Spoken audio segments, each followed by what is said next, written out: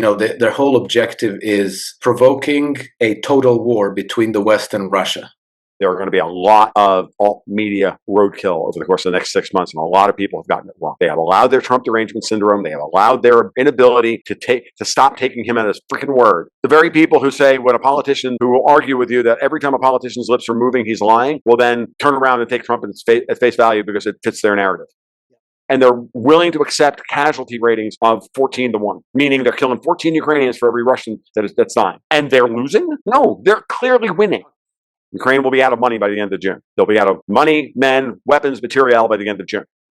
All the Trump bashing, I'm thinking, like, come on, people. Like, what did you expect? He's been in power, not 130 days? He's made so many enemies now. Everybody who has lived with high privilege in the previous system is now all out for him. He's transitioning the United States from the British free trade system to the American system of political economy. That's huge. That couldn't be any bigger. The media themselves, a lot of the stuff that goes out is flat out false. They just go out with whole lies, get everybody's head to explode. Oh, can you believe what Trump just said or what Trump just did? And then it turns out, and that's not how it happened.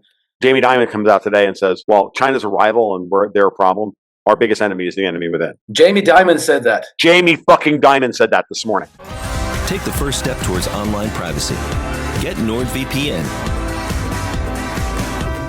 Is this you? Low energy, low libido, no get up and go? Boost your testosterone naturally and rev up your engine with Immense Boost. bit.ly/CryptoRichBoost and order your testosterone boost today. Politics. The USA, Europe, Ukraine, Gaza, Trump, Starmer, Mertz. Stay ahead of the curve by signing up as one of Tom Luongo's Patreons and become a part of his investment community and get his investment letter. It's that freaking big.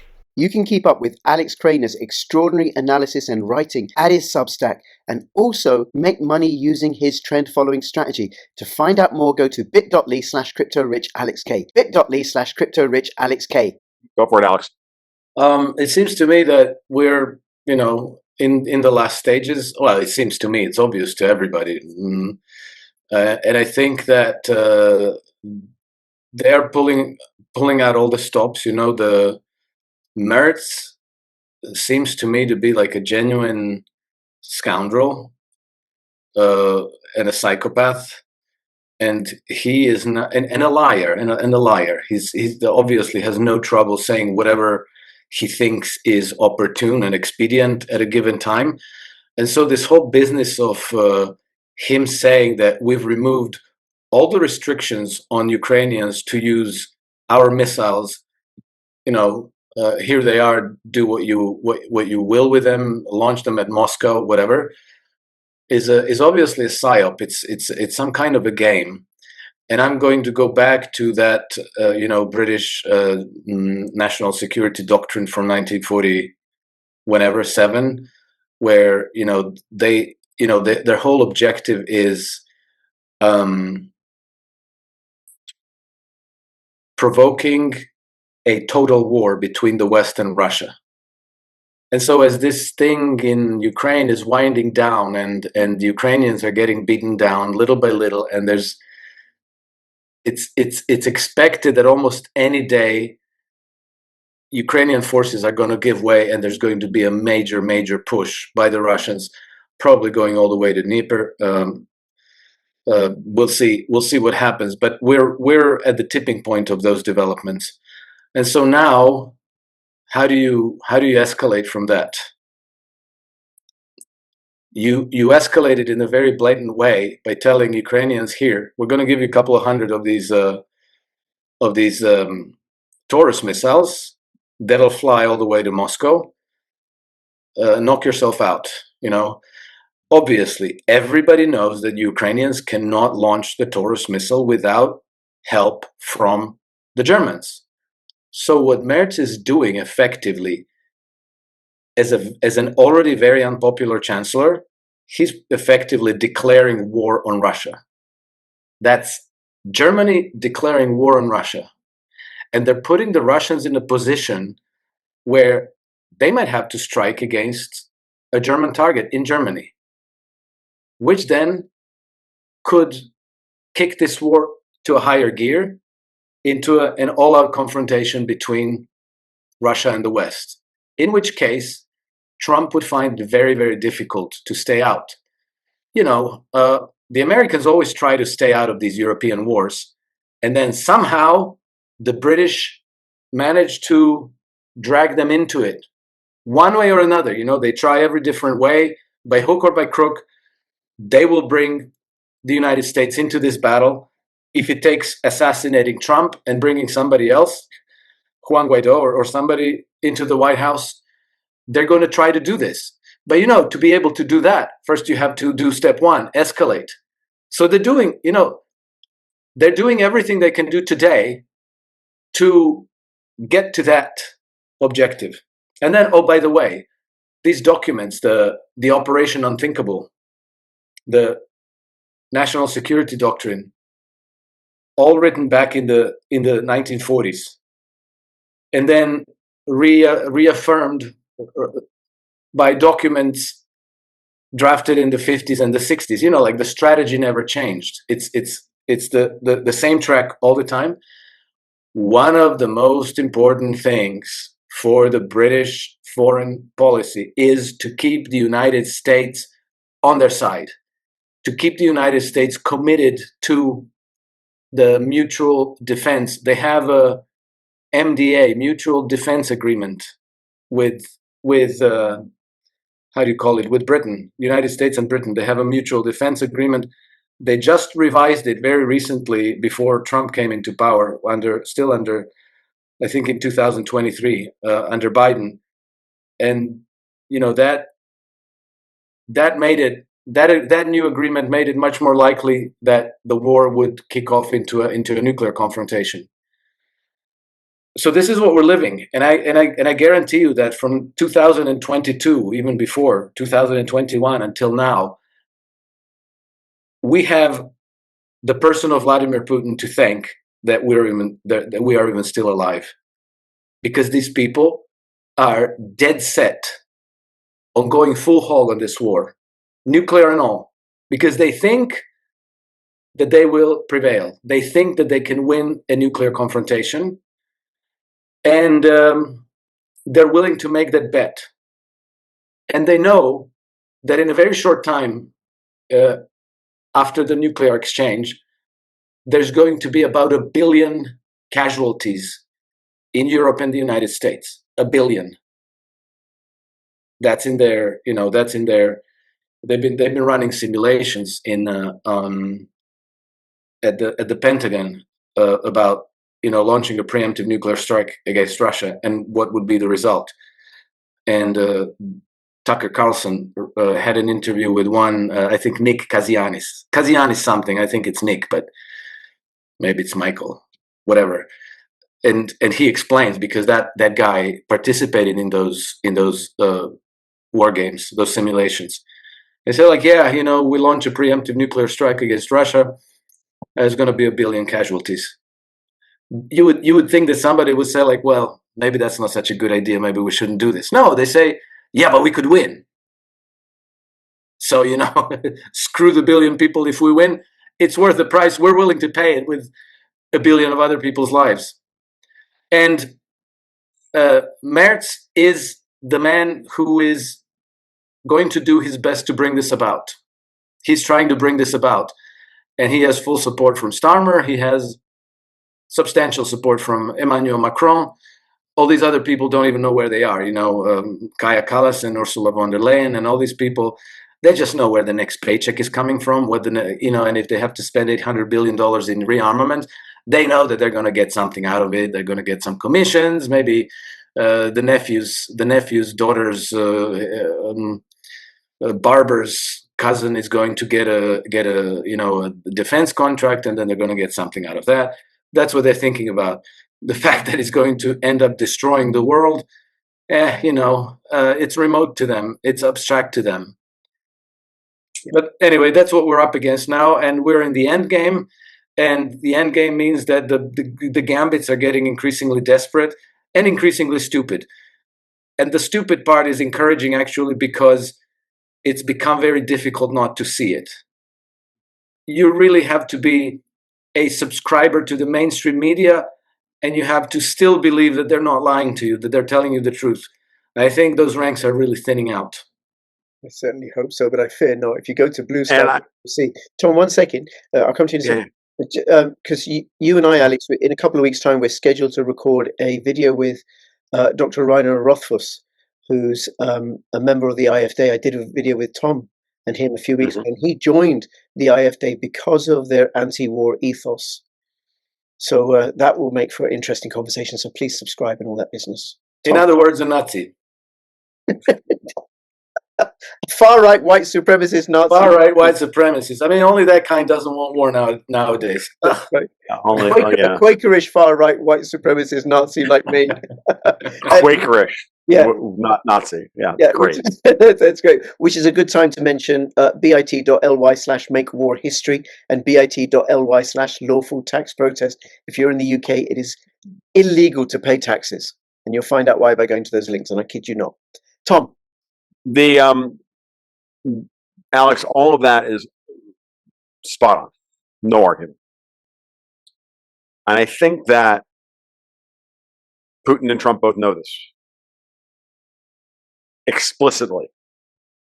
And I think they're both giving each other the opportunity to walk away from the other one, which is why Trump is calling Putin crazy and why Putin is sending out the drunk attack dog or the Trump equivalent on the Russian side, Medvedev, to say we're gonna blow up, London, and whenever Putin allows Medvedev the drunk tweet, it's usually a good sign that we're having that he and Trump understand what's going on, and everybody's gotten this wrong. And I think I had Joaquin Flores on the podcast. Tom, just on that, everybody has got it wrong because I follow the Sirius report. I don't always agree with them, right? But even they're saying, Trump's deranged, he's lost it.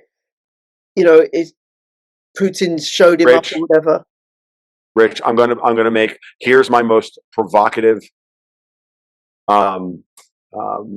prognostication for the next 6 months, and I say this with love. Mm-hmm. There are going to be a lot of alt media roadkill over the course of the next 6 months, and a lot of people have gotten it wrong. They have allowed their Trump derangement syndrome. They have allowed their inability to stop taking him at his freaking word. And they're running with things. And they're running with things for whatever their reasoning. And I don't know what that is. And I'm not here to speculate. But I did an hour and 15, 20 minutes the other day with Joaquin Flores, and we went over a lot of this stuff. And I don't care if we're talking, I see it in the financial markets as much as I see it in the geopolitical space. And in fact, I told Joaquin, I said, I need to sit down and talk to somebody rational, like right now, because everybody has lost their freaking minds. So, Tom, by the way, I completely get it. Trump says loads of stuff. Rah, rah, rah, rah, rah, rah. The very people who say when a politician who will argue with you that every time a politician's lips are moving, he's lying, will then turn around and take Trump at face value because it fits their narrative. Yep. Really? Like, are you kidding me? Same people. I was on with Dave Gronowski this morning. I was talking about the people who were like losing their minds over the budget reconciliation bill, taking the CBO's deficit numbers at their word. The CBO, the Congressional Budget Office, has not been right about anything ever. Governments publish statistics to make themselves look good. We all know this, and yet all of a sudden, because the spending cuts aren't deep enough, every libertarian in the world is screaming, is using the Congressional Budget Office, which they've never quoted in a positive sense in 25 fucking years that I've been following them, are all now screaming about this. I asked a very simple question, like, all of a sudden, guys, you guys are taking all this shit at face value? Really? Oh, okay, fine. Okay, I mean, we're all susceptible to being gaslit by morons. It's not hard. Like, I am at times, and I fall for it every once in a while. I'm like, oh, shit. Fall for that. Okay, but I fall for 1 out of 30, right? I do, or 1 out of 20, or whatever. We all fall for one every once in a while. There's nothing we can do about it. What's happening here is an opportunity for both Trump and Putin to walk away, for Putin to escalate and do his summer campaign military campaign he needs to in order to destroy NATO, presence in Ukraine, and to destroy the UAF once and for all. Now, remember, their rhetoric is getting more and more histrionic, and their escalatory framework is getting more and more histrionic the closer the Russians get to the last lines of defense that NATO set up in the Donbass 10 years ago.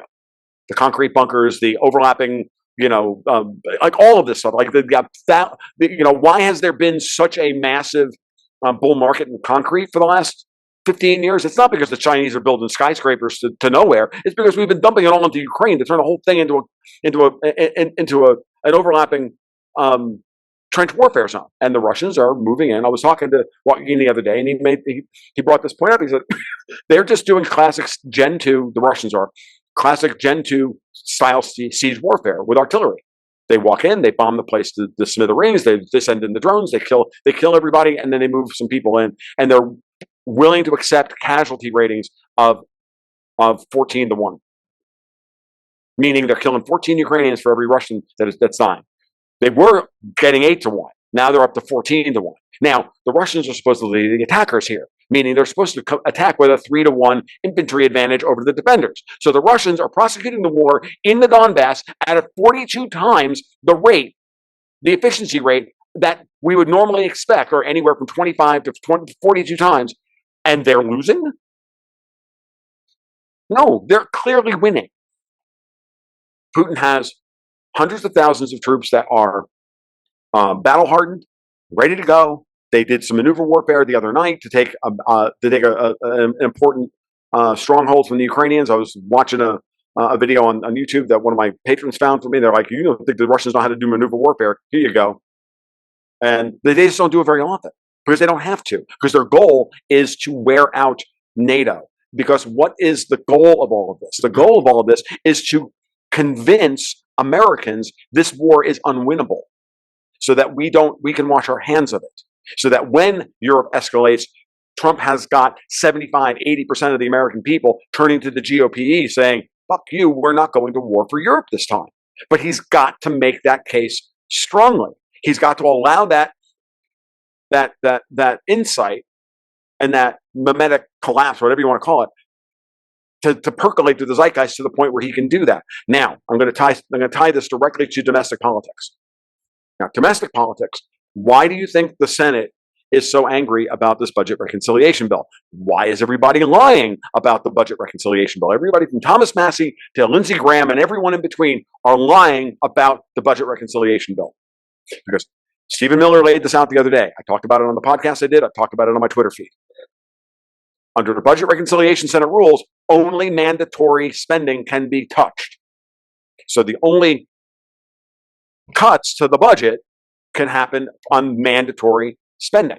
They can talk about tax rates, they can manipulate tax rates, but they cannot codify many of the Doge cuts because a lot of them are to discretionary spending, which can only happen under the rescission process after reconciliation happens.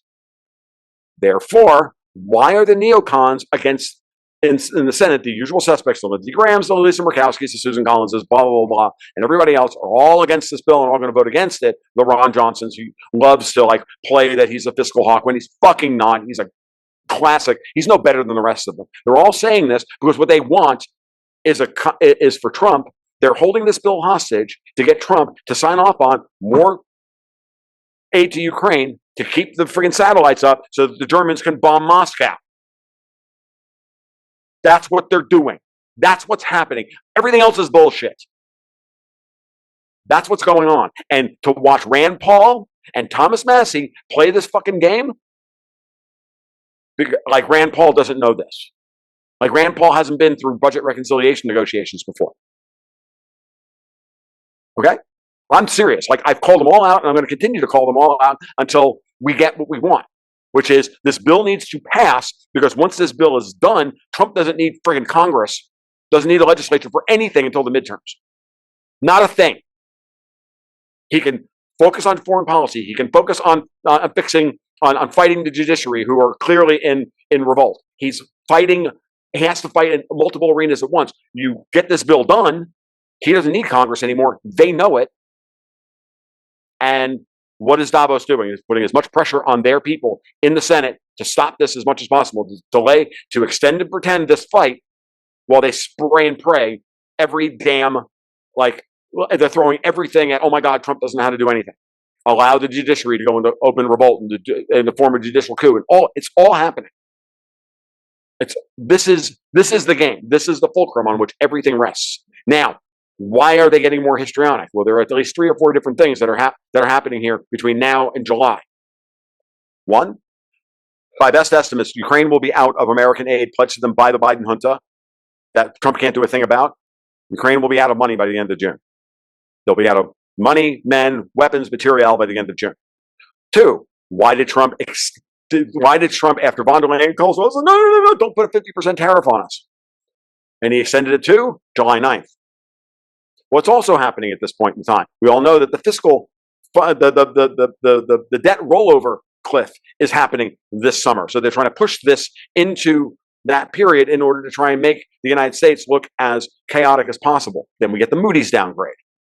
Then we get this. Then we get that. All of which to try and, while damn well the Europeans are dumping long end of the Treasury curve and buying the ones and twos in order to create that inversion, the yield curve inversion, and to sell the idea that no one wants U.S. debt, which is bullshit. We had a great 5-year auction the other day. We're about to have a great 20-year auction, because every time the U.S. yield curve sells off 25 basis points, foreign central banks that aren't Davos come in and buy like it's an Amazon Prime Day, for fuck's sake. Like, this is what's going on, and we have to see all of it in context to be able to understand everything that Alex just laid out. Okay, and I don't know if I give it. I see it all this way, but what Trump is doing is trying to get an opportunity to walk away from this. So if this budget reconciliation bill passes the Senate, if he can arm twist it across the finish line, we know we don't have to worry about Congress anymore at all, and these guys are then going to have to get behind this bill. And there's one other little wrinkle to this that I'll lay out for you. There's a lot of very prominent people who are in the Senate that are up for re-election and are going to face stiff primary challenges for the first time ever in 2026. So they need to have something they can run on. A little bit of opposition to Trump for fiscal hawk reasons looks good on their resume. So we have a little bit of that going on as well. But all they have to do is pass Trump's bill, because Trump's approval rating is as high as it's ever been. Ever. So these next 5 weeks, I think, are going to be the most critical.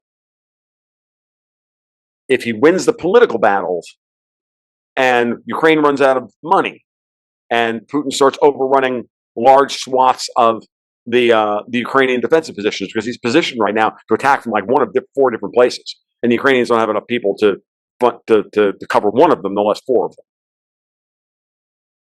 Here we are. So we have that. We've got the budget bill. We've got all of these things happening, and and Mers saying what he said about, there's no restrictions anymore on the use of these missiles. They usually don't say anything like that until they've already started doing it. So Biden gave the Ukraine that, or Biden, sorry, I make sure I use my scare quotes here, because it was not Joe Biden, clearly. But the Biden junta put this policy in place before Trump was in power. Now, of course, the question is, well, why hasn't Trump rescinded it? That's a good question. He's looking for leverage in the negotiations with Putin to get as much out of this as humanly possible. Like, he's still Donald Trump at the end of the day. So, but at the same time, if NATO escalates in a way that it works to Trump's advantage, if NATO escalates in a way that the Russians are justified to attack further, Trump can ultimately he washes his hands of it, because NATO did shit that he didn't want them to do. He kept saying, I want you to come to the negotiating table. I want you to do this. I want you to do that. So negotiations have been going on. That's pretty obvious. And I think all of this stuff, well, then we have Iran. Sorry, I'm trying to put all this together all at the same time. I mean, you can see it, but you can see how they're all tied together, right? And all of these are Gordian knots that if you just get rid of Congress, he can then start taking the meat cleaver to all these stupid geopolitical Gordian knots, which are not really that difficult to solve, but he can't do so until he gets this thing passed, because he needs to have the process of fixing the American fiscal position done, and they know it. So that's where all the leverage is. That's where everybody's leverage is. All right, I'm done. All right, I'm finished. Wow. Thank you. Was that good? That was awesome. Does that make sense? I mean, yeah, it makes sense. And I'm, I don't have such a high resolution picture of American politics as you do, but I had a vague sense that the situation is broadly as you describe it. And so, all the Trump bashing, I'm thinking like, come on, people, like, what did you expect? He's been in power, what, like not 130 days?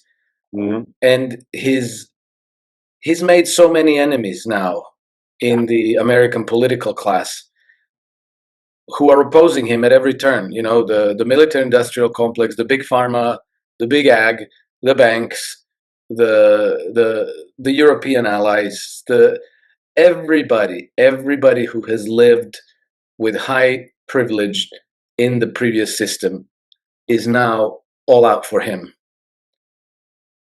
So, he's not gonna spell it out. I'm gonna do this in this way for this purpose, because he's gonna get attacked immediately.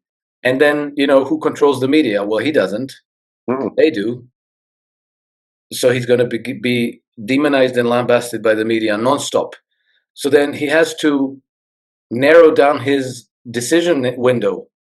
So before he actually cuts to a decision, he misdirects. So he's shooting out all kinds of stupid shit. Mhm. And then he goes like, boom, okay, we're doing this.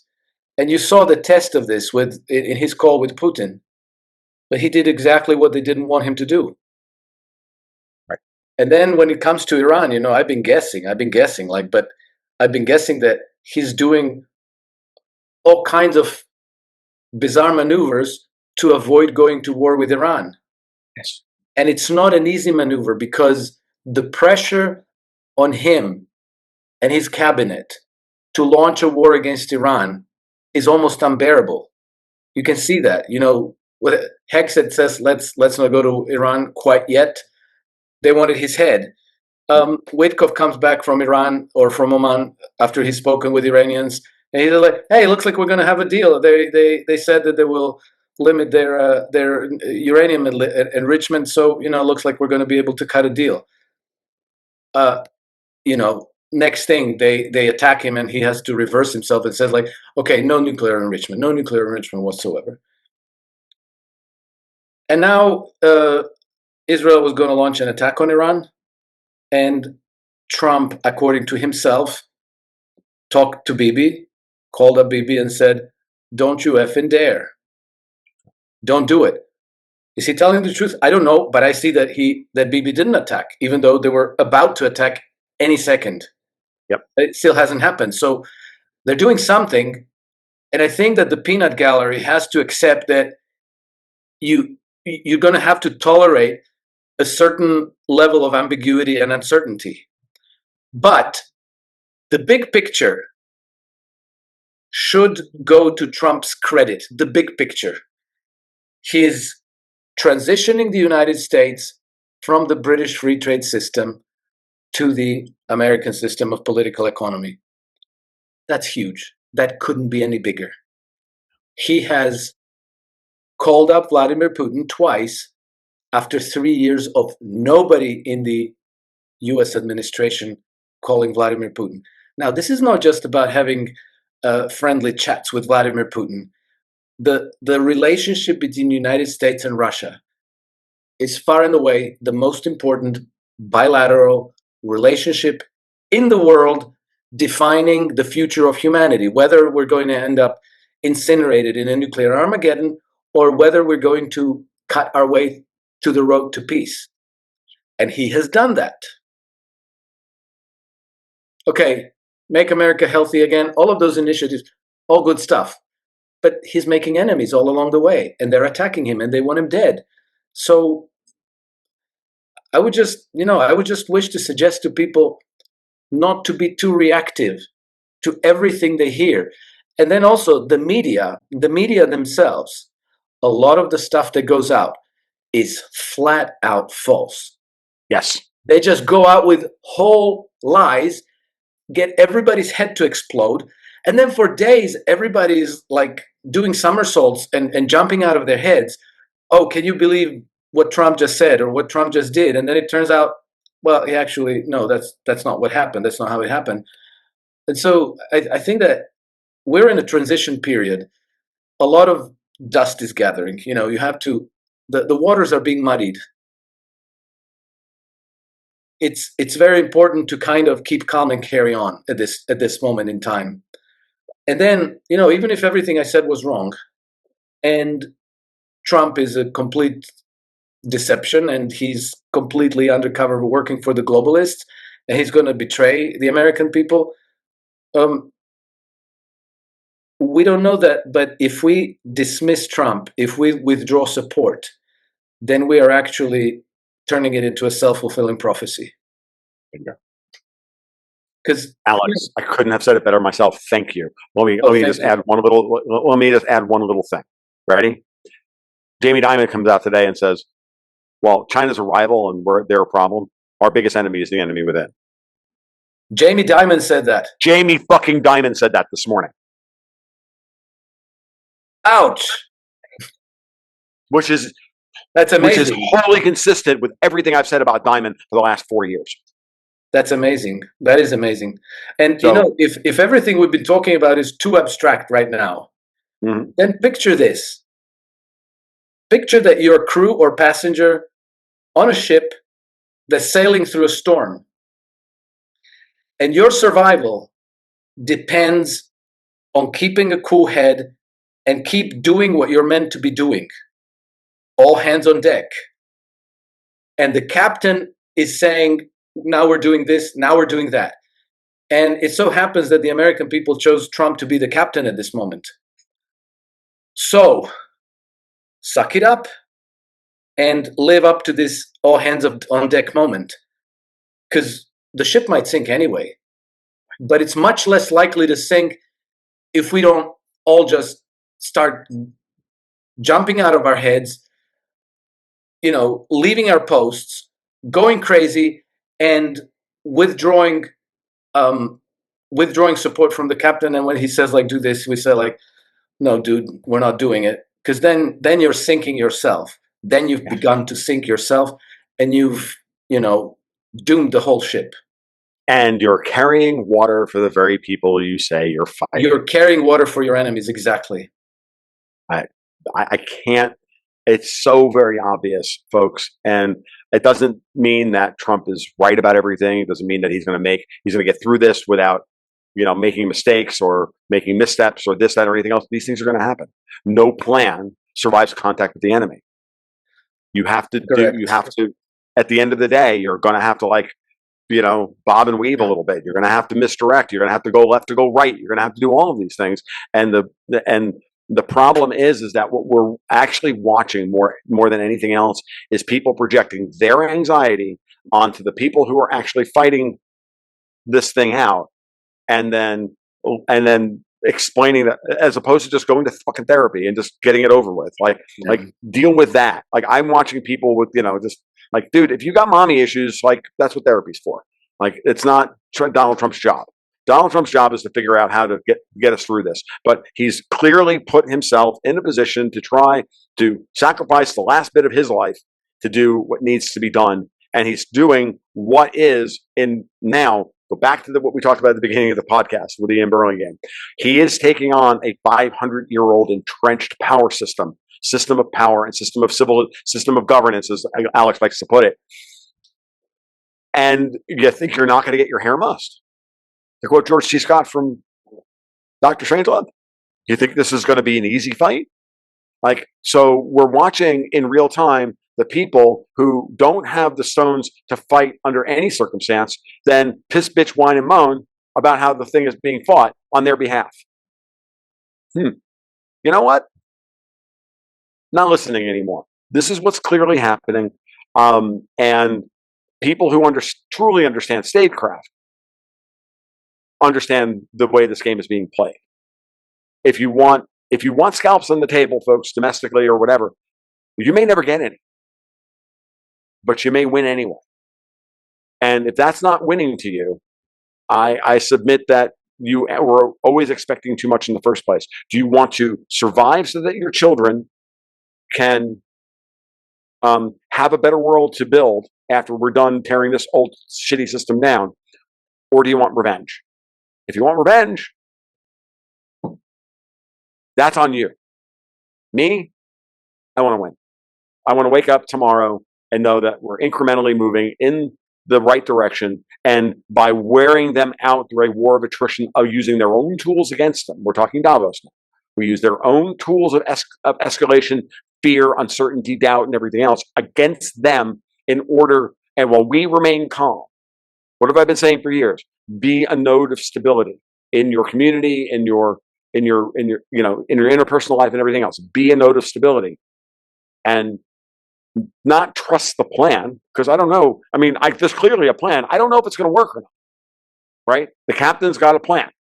He's going to head the ship on this vector, this way. He's got, and it is what it is.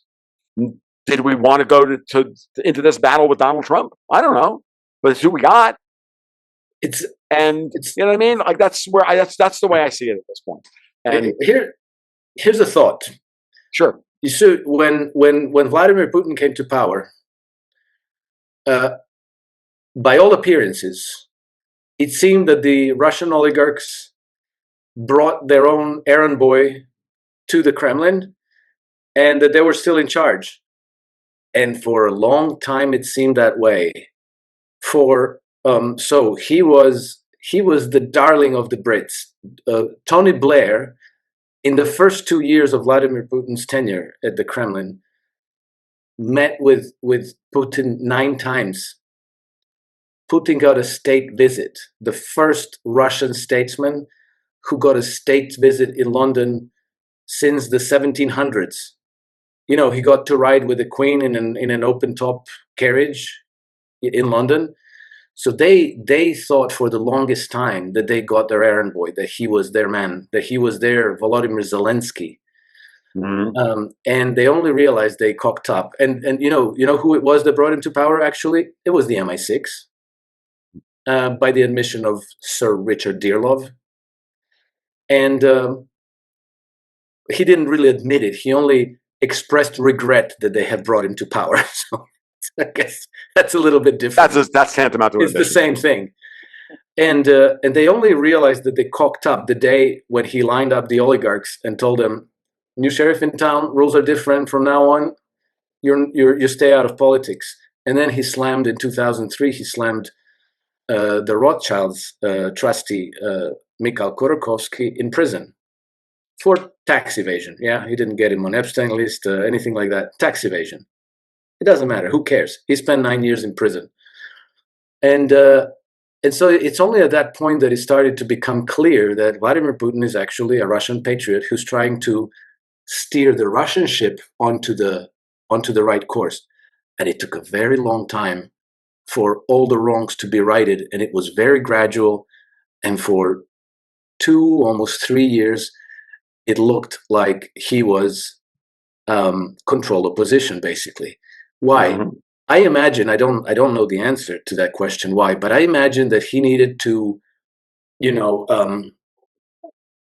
take care of his 6 o'clock, Mm-hmm. He needed to staff the right ministries and the courts and the prosecutor's office and the banks and I don't know what else with people who were going to be loyal to him.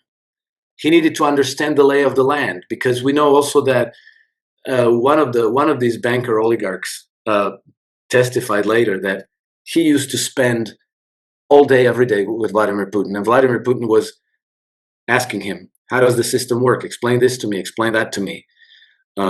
The guy said, like, we used to spend every day together until 2, 3, 4 a.m. in the morning, and then start in the morning again, and he was guiding him to.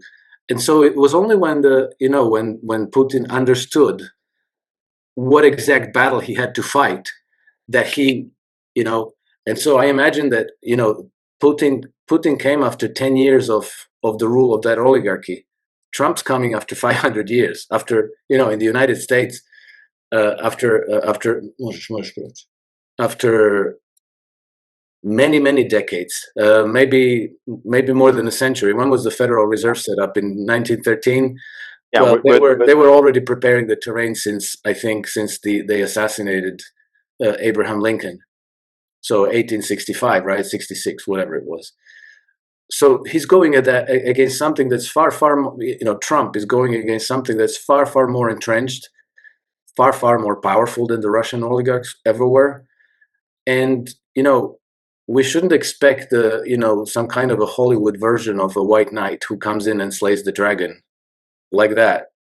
And it looks sexy and elegant.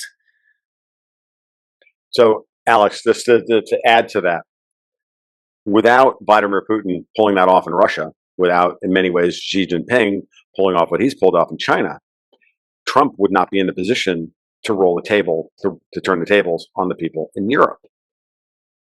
Yeah. This is the point. I mean, so what you just laid out is incredibly important to understand that without that sets up Russia as a node of stability under fire from these people. Xi Jinping comes to power, chosen by his internal oligarchy to right the ship and trap, as you pointed out, a Cornerstone, hundreds of billions of dollars worth of investment capital behind the wall in China, and then to cut the head of the snake off, as you put it. And when you said it at the time, it was it's not something I hadn't thought of, but it was lovely the way you put it. And when you have those people, so you look at what Trump is attempting to do, and how you've pointed out, and you and I have speculated over the last year or so about this, that it's not that Russia, China, and the United States are looking to build any kind of alliance. It's that all they're doing is that their interests align in the Venn diagram of interests in geopolitics, because there are no friends in geopolitics. Trump and Putin are not friends. Putin and Xi are not friends. But their interests align that for them to survive and for humanity to thrive individually, we have to take out Europe. And then we go back to, Mr. Krainer's arguments about collateral and currency and all of that. And it becomes very obvious that once you start viewing the world that way, then the moves that Trump is making to shore up the northern coast of the Mediterranean, what Putin's doing to shore up and tie Ukraine off from the Black Sea, and then what's happening in the Middle East, where Trump has now gathered together the Gulf states, the powerful Gulf states, to work with him to shore that up. And the Chinese are happy as long as Iran doesn't get bombed, because Iran is the crossroads of the international north-south transport corridor for Russia and for Belt and Road, right? For China, the sticking point, of course, is Israel. And here's the thread here's the thread that Trump is trying to pass through the eye of the needle. The thread he's trying to pass through the eye of the needle is for Israel to survive, and for Netanyahu and the neoconservatives who created Israel to be wiped out. That is an immensely tall order, and it has immense ramifications for American politics. And the timing on that at this moment in time, trying to get all that done right now with the leftovers of the boomer cons and silent era cons of American politics, having not fully left the stage yet, that is an immense undertaking. And I don't know that he's going to be able to pull it off, but it's clear that's what he's trying to do. Yeah, agreed. Okay, agreed. And so let's just, again, I'm happy to watch him do what he can, where he can, and in other venues. This is where one of the things that came up. One of the things that came up when we were in Alberta. I know we had many a discussion with the Alberta guys about what's going on with Danielle Smith and Albertan independence and all of this stuff. I'm going to use Danielle Smith as the stand-in for Trump now. Let's talk about this for a second. The premier of Alberta, right? I'm sorry? The premier of Alberta. Yes, Danielle Smith is the premier of Alberta. Sorry, I should have said. So for those of you who don't know, Alberta's got a very difficult choice in front of them.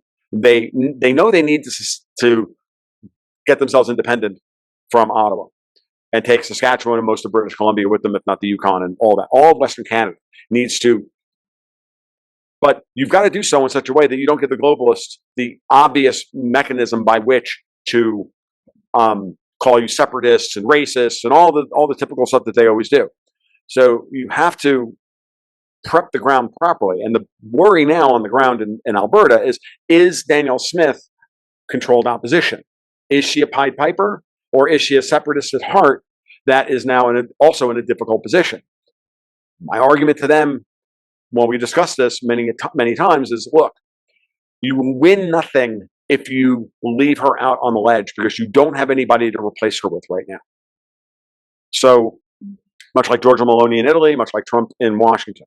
So she may be imperfect, but I got news for you. You have two options, and they are both exactly the same.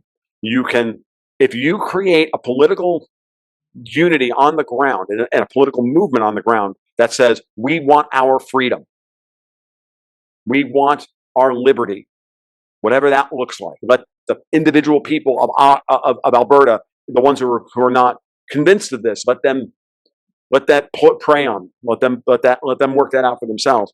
You give Danielle Smith no other option if she's a controlled opposition, but to go along with it. Or if she is a separatist, you're giving her the political capital to do the right thing and to go about this in the right way. So it all depends on, and I had many discussions with people on both sides of the fence about her. And that's where and this is where I've landed when it comes to Trump. I've talked to people behind the scenes, and I've talked to people, out in the world. And I think it's pretty obvious that Trump is trying to do the right thing. He may not always do it the way we think he should do it, but who the fuck are we? We don't have any skin in the game other than, we want to see him succeed. But at the end of the day, it's the infinite gulf between being a critic and being an artist. It's the same process. And I go back to one of the only things that I really agreed with Nassim Taleb over the last 5 years since COVID about is that you have to have skin in the game. In order to be a person of, in order to be able to change anything, you have to be a person with skin in the game. So this is why I listen very carefully to people like, for example, Jamie Dimon. Why? Because no one has more skin in the game than the CEO of the most powerful bank on Wall Street. And if he's saying, we don't want the City of London crap anymore, we don't want the Davos crap anymore, we want an America for America, because that's the best way of going about it, I'm listening. To your point, so what I'm doing here now I'm going back to your point earlier about all the people who hate Trump.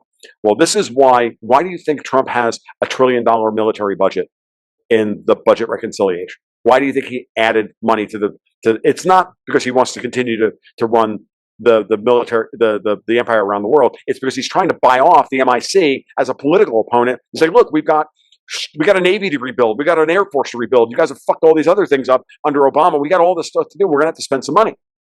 And I can take you off the game board as one of my opponents, but we're going to have to spend an extra $150 billion a year for the next couple of years. Yeah, excellent. I'm not happy about it. But I'm glad you brought that up, Tom, because I've been trying to make two arguments about this. First of all, any politician who promises you that they will, reduce the budget deficit and cut spending and all of this, they're not going to be able to do it unless and until you have a thorough monetary system reform. Mm-hmm.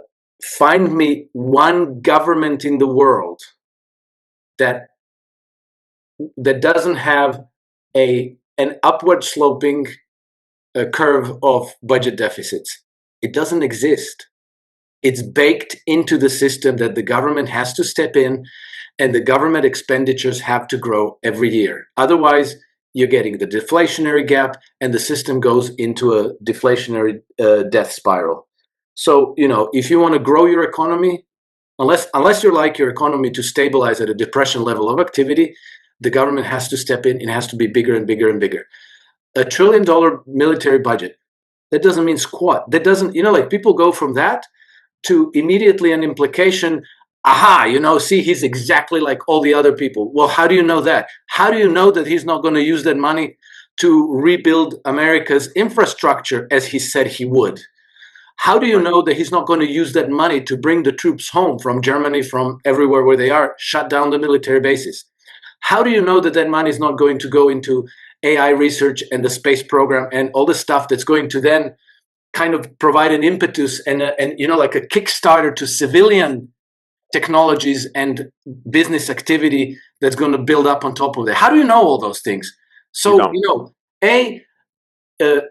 set aside the illusion that he can bring you back small government and balanced budget. That's not going to happen. It's a mathematical impossibility with the given monetary system.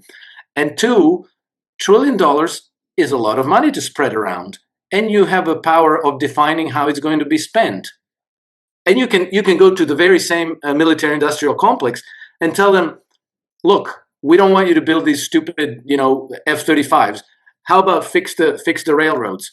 How about develop high-speed rail trains to crisscross America and across to Canada and to Yukon and across Alaska to the old world, to the Eurasian continent? How do you know that that's not going to happen? But it could, and if you participated in the game and you demanded those outcomes, you would make those outcomes a lot more likely. So it's part of this is funny. I remind everybody that it's in the United States. It's called the Eisenhower Interstate Highway System. There you go. Yeah. Yeah. Why do we, Europeans like to talk about how we don't have enough trains in the United States. Well, it's because we have an interstate highway system that was designed, and a military that was designed to internally move our military on the road system. And oh, by the way, that road system needs a lot of work. The bridges are all falling down. There's a lot of infrastructure work that needs to be done. And that can all be written off under the DoD budget because it's all national security based. There's so many things that we talk about from this perspective that could easily be justified under military spending. It's exactly what Putin is doing in rebuilding the Russian and remaking the Russian economy now, while he's at quote unquote war in Ukraine, prosecuting a war in Ukraine in the cheapest way imaginable by building 155 millimeter artillery shells and drones and sending those over there to waste to watch NATO throw. We throw a $5,000 drone swarm out. You send back a $10 million missile. Eventually, you know what I mean? Like the math doesn't work. It's why the Houthis haven't been destroyed in Yemen. It's why yada yada yada. It's like that's all part of the game, and that's a very salient point. I'm glad you see it that way because I was about to make that point when you interrupted me, and I'm like, no, Alex is making my point for me. Outstanding. So thank you. No, it's good. No, I'm happy you see it that way. I really am because I'm seriously like you and I haven't spoken about this stuff. And, the entire time we were at Cornerstone, we didn't have a chance. Alex and I didn't really have a chance to have any serious discussion about what's going on in the world. We were all overwhelmed with just people saying nice things to us and having conversations with individual people. If I saw Alex, I think the most time I spent with Alex in the 4 days we were there was at dinner, like the night before you left. Like, yeah, well, that was an hour and a half or 2 hours. I didn't see Alex for 4 days.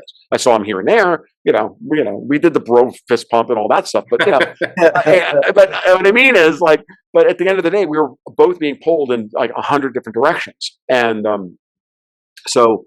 It's lovely and it was wonderful and it was overwhelming and we enjoy. I don't know about you, but I enjoyed every moment of it, and it made me even more committed to the whole process. It's right?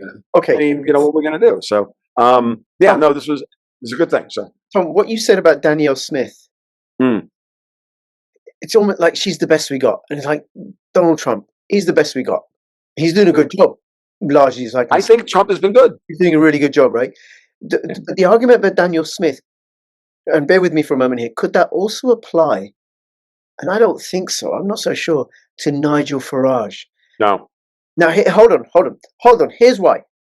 Now, I already said I don't think so, right? But here's why. Let me argue with myself, right? Sure, fair enough. I'll shut up now. Let me put myself on mute. The way that Starmer seems to be responding, rather feebly, but he's a really feeble, ineffective, awful politician who didn't win his place, not at all. It was created for him and he was deposited there.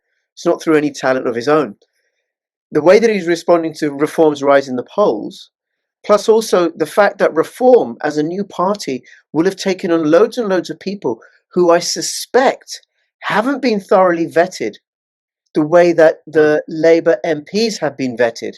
that they're all blow-ins. They're all faithful to Starmer versus being faithful to British people and Labour principles and policy, traditional Labour. And that reform, that the new cohort, assuming that they do get in, I saw a poll today, they're going to have predicted to have a 74-seat majority, right? But even a whole rump of new Reform MPs come in. It's going to include people like Rupert Lowe. Now, why I don't agree with myself is because of what they did to Rupert Lowe. But just give me your take on that. What I'll say is that what's clear that at this point is that Nigel Farage, I think, is completely captured by the City of London. His job is to bring you up to the pearly gates and then betray you. He's done it multiple times. He's now, they need to, British politics, from what I understand, and correct me if I'm wrong on this, is really good at creating escape pressure release valves. And so we get opposition to the existing rule. We allow a populace to rise up for a little bit, and then you squash them. And then you do it again, and then you squash the hopes, and you do it again. And Farage has played that role, I think, very, very well over the years.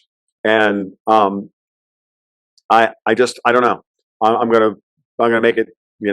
I don't get that feel at this point, because if Farage was there to do anything other than provide a kind of cheap pressure release valve, and then he'd be closer to Trump's orbit at this point. Is my mind. He's not.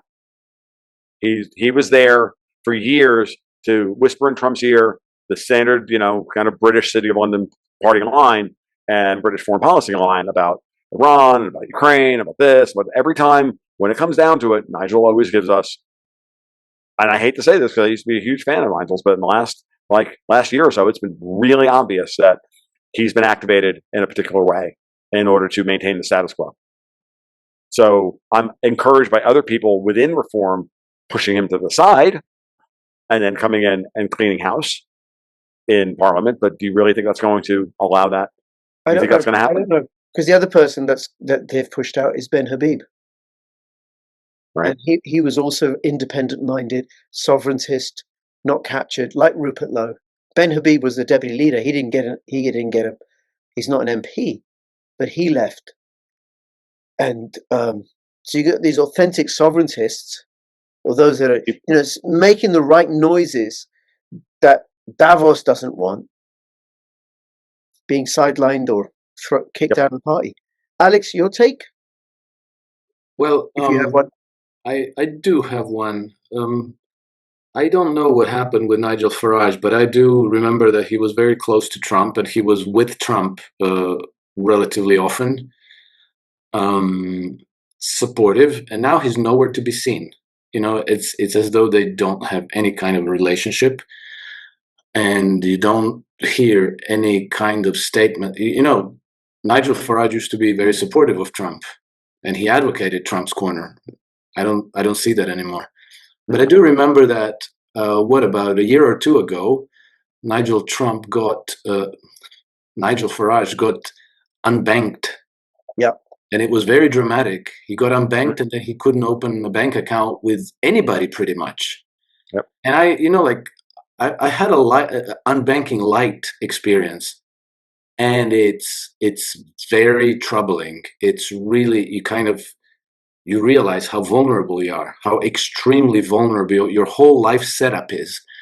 Mm-hmm. So I wonder if that wasn't the moment when he was brought in, when he got unbanked. How did he get rebanked? I don't know that part of the story, but I wouldn't be surprised if they didn't tell him, look, you can have a good life, you can have a good business life, you can be successful, you can have a good political life. You just can't go on like this anymore, because look what we can do to you. And then maybe he was like, because I fully expected at that point that Farage would be moving back to Monaco or to Switzerland or something, because once they throw you out of the banking system, you're cooked. Yeah. You're done. Like, what are you going to do? Open a fast food stand on the street? Sell hot dogs in cash? You're like really screwed. Well, somehow he's back, and he's in a more powerful position than he was before that. So I think that maybe they tamed him. And maybe there's a redemption story here where Nigel is playing possum on them as well, and then when he gets back into power, he turns tables on them the same way that Putin turned the tables on City of London, as Alex described earlier. I'm open to that. I'd love to hear it. I'd love to see that story. But as of right now, this is what I've got. He's been on the wrong side of every issue for the last year. Yeah, and that's a tell. And whether that's and again, I can be generous and I can take Alex's point of view. I'm happy to. No, I'm not being generous. I'm just saying. I mean, you are. I mean, in a sense, you kind of are. You're saying, look, hey, man, everybody has their price, and who am I ultimately to judge a guy that had that happen to them? That's a generous take, because I have other people telling me, oh no, this is who Nigel's always been. No, maybe I don't know that. Maybe. So maybe I've heard both sides. I mean, I'm just I'm throwing it out there. I'd love to see. Look, just so we're clear, I didn't say what I said in his defense. Right. I just said it to maybe shed more color on his situation and what happened in the last relatively recent period, that he suddenly, suddenly turned in some way. But as you say, he's on the wrong side of every issue. How the hell did that happen? I mean, the reality is that when he walked away from UKIP after Brexit, that was a bad move. He stymied all of the momentum, which should have carried through into the Brexit negotiations. He should have been there to handle everything, and he didn't do so. And this is again feeding into what I've heard from Brits who have said, look, Nigel's the guy that will get you close to heaven, but he'll never get you through the door. He'll always leave you at the gate. He's done it before, because that's what City of London tells him to do. I mean, that may be that may be their opinion of him. It doesn't mean it's reality. Yeah. It's just just relaying what I've heard, folks. Nothing more, nothing less. Okay. I'd like to believe in that. I'd like to believe in the big Christian redemption story for Nigel Farage. Lead them into, lead the Brits, lead the English back into power on that island, because that island is incredibly important in the Ian Burlingame conception of how we bottle up Europe. That island is the gate. That's the gateway to all. How are they going to get to Canada? How are they going to get stuff if they're able to colonize Canada? How are they going to get their collateral from Canada into Europe if we control the Gibraltar, the English Channel, and everything? They have no way to get the stuff in there, and so geographically these are the choke points. When we talk about maritime sea routes and all the rest of it. So, Yep, and then also the financial routes as well. Financial routes. I'm English, not American English. Now, any commentary on the Polish elections, the Romanian elections, Polish elections that are coming up? Not really. Okay, nothing is. We know what's going to happen in Poland. We saw what happened in Romania. Democracy, something as pesky as democracy, is not going to stop this train within Europe as of right now. Period. I want to say so long as we defend our unity. That's our greatest strength. Unity, diversity, and inclusivity. I'm learning those. You're not pronouncing it right. And egalitarianism. Unity. Okay. Unity. Listen to Ursula von der Leyen and then repeat slowly after her until it becomes second nature. But please don't invoke her without doing it right. Her last name is Satan. Thank you, Ursula von der Leyen. Von der Satan. Then finally, Ramaphosa and South Africa. And I got to say something here. Because I watched how Trump ambushed Ramaphosa and the video, and then the coverage by the mainstream media. I know they're bad. I know they lie. But for fuck's sake, a conspiracy. The Guardian saying, oh, Trump's reproducing this fact-free conspiracy theory. Fuck off. Now, let me tell you something personally, right? Personally, I was so affected by it. Wait a minute. Maybe the Guardian's telling the truth. I mean, silly me, right? But where I work, we've got new person's joined the team, a recent arrival, a white woman from South Africa. And she's telling me the shit that's going on in South Africa. And then I've got two really good friends, reliable, close, long-term friends from South Africa, and I'm saying, look, is it, because is the Guardian right here? Hell no! It's really going on. And I think it's disgusting. And it goes back to the point you made before, Tom, about all the many ways that they want to divide and rule us. They want to divide us so that they can rule us. That the idea that Trump's just a white supremacist because he's letting over these white people. I don't give a fuck what color they are. We shouldn't be killing other people. And if it's, I joined I've said this before, I'll say it again, I'm proud of it. I joined the anti-apartheid movement when I was 18 because I wanted South Africa that was free and honored all people. And that goes for honoring white people too. Fuck them. Any commentary on that, or have I said it all? I think you said it all, dude. Like you're like a Luongo-esque rant, and I appreciate every. I've learned so much from you, including how to swear well. Like, the two fingers up thing. Like, you're so English. By the way, I can always swear. I'm very, very polite. No, and to that point, like, and it's funny, like all the things that we've been watching play out here. Guys, I'm watching Clarkson's Farm season 4, and it's glorious. It's yet another beautifully entertaining discussion about just how fucked the entire managerial state is, and how this stuff plays itself out. And they're like, with each season, what started as a fish out of water story, the great ape is going to go out there and farm. The guy doesn't, can't turn a wrench. It's good. That's going to be hilarious. Okay. And then to watch him every season just make a stronger and stronger argument about just how fucked Little England is. No. And it's everywhere, and it's global, right? It's another one of those wonderful bits of everybody has their own version of this. I saw it when I used to farm goats. Everybody out in farmers I talked with out in Alberta, same thing. And every day I'm looking at it, and I turned to my wife last night. We got done with episode 6, 7, and 8. The last 2 episodes haven't come out yet. They come out next week. I just looked at her and I said, look at what Jeremy's doing. This is his legacy on the way out the door. He's not going to be known as a big buffoon. He's going out this way. And I got to give him credit. Like I think he's doing almost more work than we are in his own way to champion what's being lost by these fucking people. And how they're absolutely just, they hate us. They hate everything about us, and they hate community and everything else. And now this season, he's trying to build a pub and bring the farm collective back together in order to, and it's like, dude, like, it is what it is. And if the price, I saw something today, somebody complaining at him on Twitter. It's like, Jesus, I know you want to run a cheap pub, but how you, like, for a pie and a salad, how can you charge £24? He's like, have you seen the price of beef? If you can run it cheaper, I'll hire you. That was his response to the person. There was some rando on his Twitter feed. So he's engaging people at that level, at that micro level with massive fame that he has. And he's doing that. Like, we should all, as this happens, whatever happens to any of us, myself, Alex, you, all of us, as we, walk up the quote unquote ladder of, notoriety, for lack of a better term. It could be that I wind up in Guantanamo. That, we keep that, we keep our heads there.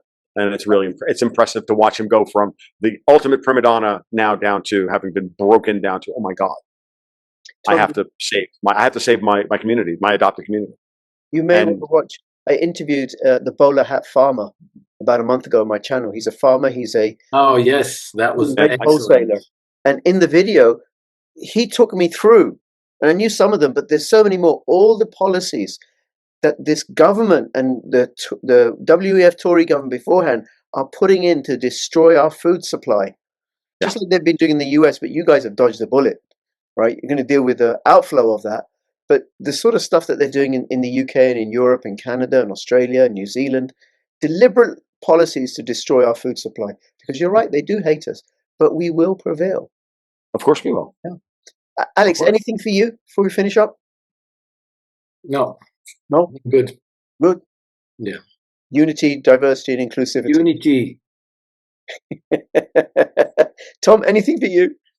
No, sorry. To be like honorary Canadian for the afternoon. I'm TFL1720 and on Twitter. He's Naked Hedgie. He's Naked Hedgie Right, that on Twitter. He's Cryptowitch YT. Yes. This has been fun, folks. Have a great weekend. Thank you so much. I'll have the links in the description below. Look forward to doing this again in a few weeks' time. Subscribe. Excellent. Thank you, gents. Thank you to everybody watching. Thank you. Absolutely. I give you your own metaphysical profile. You then end up working at your best. It puts you back in touch with your own sovereign essence. I use tropical astrology, Vedic astrology, tarot, and numerology. Your best way to get in touch with me is via monicmoon.co.uk.